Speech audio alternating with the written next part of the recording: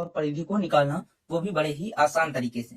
तो सबसे पहले समझते हैं कि वृत्त क्या होता है। तो देखिए, वृत्त एक ऐसी आकृति होती है जिसमें सभी बिंदु केंद्र से समान दूरी पर होते हैं। जैसे आप इसमें देख सकते हैं, यह एक वृत्त बना हुआ है, इसमें केंद्र से समान दूरी पर सभी बिंदु हैं। ठीक है, अगर आप इधर से कोई भी मतलब लाइन खींचते हैं तो केंद्र से बिल्कुल समान दूरी पर होते हैं। वृत्त तक अगर कोई भी लाइन खींचते हैं केंद्र से तो वो बिल्कुल समान दूरी पर होते हैं। और ये जो आप लाइन खींचते हैं, इसको पता है क्या बोलते हैं? इसको हम लोग त्रिज्या बोलते हैं।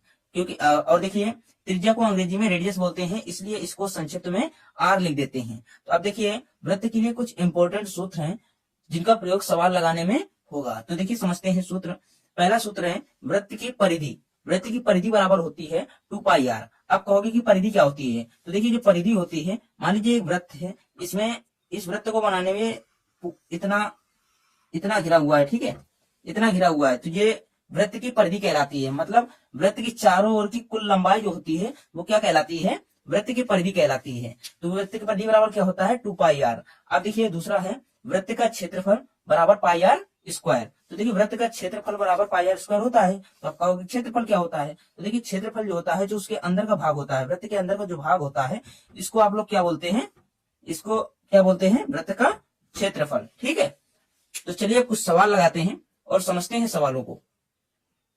तो देखिए, इसमें कह रहा है कि एक वृत्त की त्रिज्या 7 सेंटीमीटर है, तो वृत्त की परिधि ज्ञात कीजिए। तो देखिए, अभी अभी हमने आपको क्या बताया कि जो वृत्त की परिधि का सूत्र होता है वो क्या होता है? वृत्त की परिधि का सूत्र जो होता है वो होता है, परिधि बराबर क्या होता है? 2 पाई आर।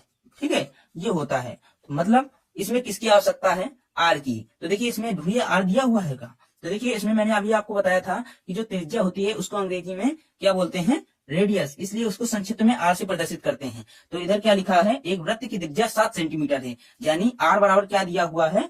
7 सेंटीमीटर। ठीक है, तो आप इसी सूत्र में रख दीजिए। तो क्या होगा? सूत्र में जब रखोगे तो परिधि बराबर होगा, परिधि बराबर 2 गुणे पाई गुणे 7। ठीक है, जब आप इसका गुणा करोगे तो क्या आ जाएगा? 14 पाई। ठीक है, अगर आप चाहो तो पाई का मान रख सकते हैं 3.14 या फिर 22/7। तो देखिए, हम लोग क्या करते हैं कि इसमें 22/7 रखते हैं। तो 14 गुणे 22/7।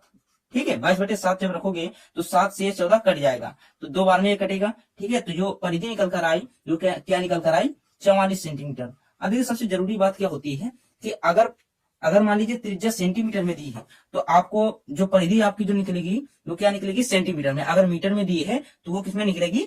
मीटर में। ठीक है,